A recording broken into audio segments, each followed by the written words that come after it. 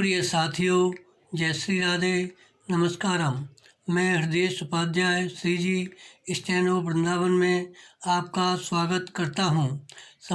समाचार पत्र संपादकीय दैनिक जागरण 11 फरवरी 2021 के 432 शब्द 120 शब्द प्रति मिनट की गति पर डिक्टेट किए जा रहे हैं। लाइक एंड सब्सक्राइब करना न भूलें।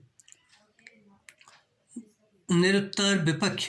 प्रधानमंत्री ने लोकसभा में राष्ट्रपति के अभिभाषण पर बोलते हुए कृषि कानूनों को लेकर विपक्ष को केवल बेनकाब ही नहीं किया बल्कि उसे निरुत्तर भी किया। शायद इसी कारण कांग्रेस ने सदन का बहिष्कार करना पसंद किया। विराम। कांग्रेस ने प्रधानमंत्री के संबोधन को सुनने से इनकार करके इस आक्षेप को सही ही सिद्ध किया कि उसका एक तबका दूसरे से अलग व्यवहार कर रहा है। विराम। समझना कठिन है कि कांग्रेस एक ही मसले पर लोकसभा और राज्यसभा में अलग अलग रवैया क्यों अपनाए हुए है।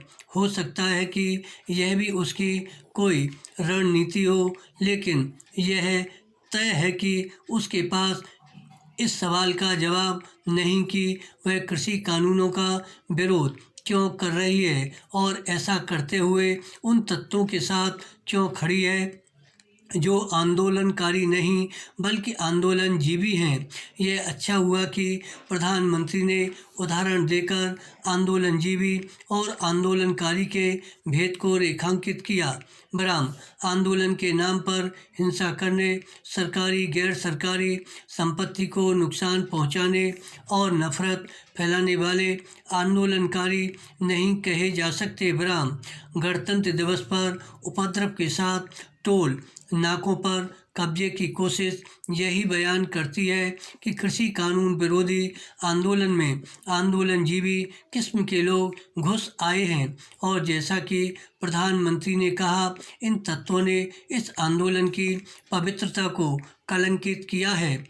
यह अफसोस की बात है कि किसान नेता इसकी परवाह नहीं कर रहे हैं। अब जब प्रधानमंत्री ने कृषि कानूनों में कमी बताने और नए सिरे से बात करने के लिए किसान नेताओं को आमंत्रित किया है, तो उन्हें अपनी ये जिद छोड़कर आगे आना चाहिए कि इन कानूनों को वापस लिया जाए। वैसे भी इस जिद का कोई मतलब इसलिए नहीं क्योंकि ये कानून किसानों पर बाध्यकारी नहीं है। विराम। इनके जरिए किसानों को अनाज बिक्री के मामले में एक और विकल्प दिया जाता है। किसान नेताओं और विपक्षी दलों को यह बताना चाहिए कि आखिर कृषि उपज की बिक्री का एक और विकल्प समस्या कैसे बन सकता है, जब ऐसी बाध्यता ही नहीं कि किसानों को नए विकल्प को अपनाना ही होगा। तब फिर विरोध का औचित्य क्या है।